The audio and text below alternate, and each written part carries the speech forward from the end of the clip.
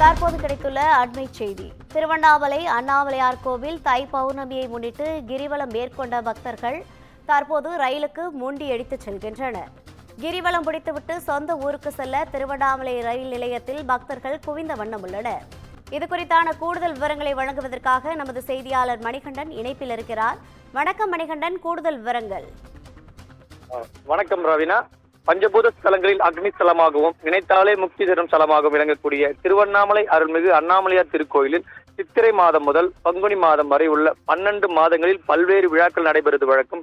இந்நிலையில் முக்கிய விழாவான பௌர்ணமி நாட்களில் பல்வேறு மாவட்டங்களிலிருந்து லட்சக்கணக்கான பக்தர்கள் திருவண்ணாமலையில் குவிந்து கிரிவலம் மேற்கொள்வது வழக்கம். இந்நிலையில் தை மாத பௌர்ணமி நேற்று இரவு 7:59 மணிக்கு தொடங்கி இன்று இரவு 8:16 மணிக்கு முடிகிறது என்று கோயில் நிர்வாகம் சார்பில் அறிவிக்கப்பட்டது. இந்நிலையில் தை மாத பௌர்ணமிக்கு கிரிவலத்திற்காக பல்வேறு மாவட்ட மாநிலங்களிலிருந்து சுமார் 12 லட்சத்திற்கும் மேற்பட்ட பக்தர்கள் திருவண்ணாமலையில் குவிந்து நேற்று இரவு முதல் விடிய கிரிவலம் மேற்கொண்டனர்.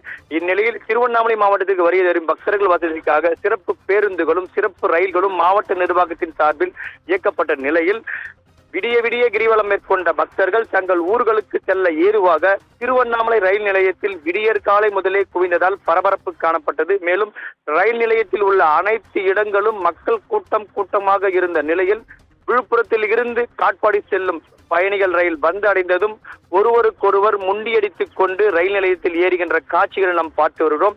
மேலும் திருவண்ணாமலை வந்தடைந்த ரயில் ஐப்பசி மாத பௌர்ணமி கிரிவலம் முடித்து ரயில் நிலையத்தில் காத்திருந்த ஏராளமான ஆயிரக்கணக்கான பயணிகள் ஒருவருக்கொருவர் தள்ளிக்கொண்டும் முண்டியடித்துக் கொண்டும் ரயிலில் ஏறுகின்ற காட்சியில் நாம் பார்த்து வருகிறோம்.